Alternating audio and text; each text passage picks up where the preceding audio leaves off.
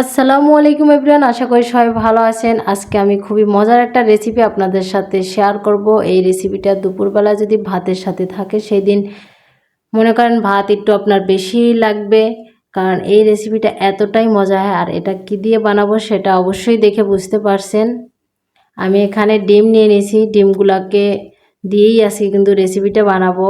আর সর্বপ্রথম আমি ডিমগুলোকে সিদ্ধ বসিয়ে দিয়েছি। ঘরে যদি কিছু না থাকে আপনি ডিম দিয়ে এই রেসিপিটা বানিয়ে আপনি সবাইকে দিতে পারেন। আলহামদুলিল্লাহ সবাই অনেক বেশি পছন্দ করবে, ছোট থেকে বড় সবাই খেয়ে খুব খুশি হবে। আমি ডিমগুলোকে সিদ্ধ করে ছুলে কেটে নিয়ে নিয়েছি। এখন আমি এগুলোকে ভেজে নিব।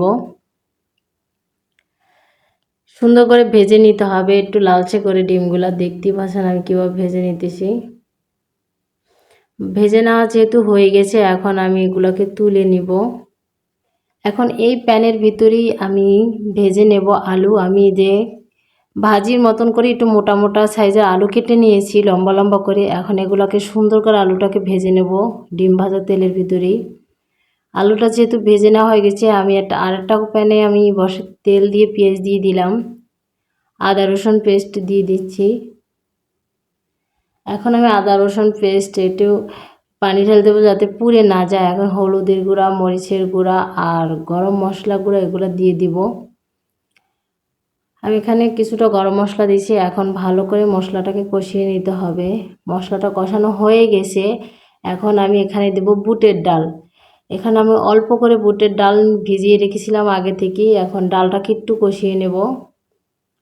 অল্প পানি দিয়ে দিছি। এখন অল্প পানি দিয়ে আমি ডালটাকে খুব সুন্দর করে কষিয়ে নেব। আর ডাল যদি খুব সুন্দর করে কষিয়ে নেন সেটা খেতে কিন্তু খুবই মজা লাগে। আর যেহেতু বুটের ডাল, ঘরে যদি কিছু না থাকে ঝটপট এই রেসিপিটা আপনি আপনার পরিবারের সকলকে দুপুরে বানিয়ে দিতে পারেন, বা সকালে রুটির সাথেও এটা খেতে পারবে, খুবই মজা হয়। এখন আমি আলু আর বুটের ডাল দিয়ে আবারও ভালো করে কষিয়ে নেওয়া হয়ে গেছে। এখন আমি একটু পরিমাণ মতন পানি দিয়ে দিছি। এখন এটা একটু হালকা সিদ্ধ হয়ে আসলে এটার ভিতরে দিয়ে দেব টমেটো। আমি ডিপ ফ্রিজে রাখা টমেটো গ্রেটার দিয়ে গ্রেট করে দিয়ে দিলাম। আর টমেটোটা দিলে কিন্তু কালারটাও সুন্দর হয়, খেতেও ভালো লাগে। আর 3টা কাঁচামরিচ দিয়ে দিছি।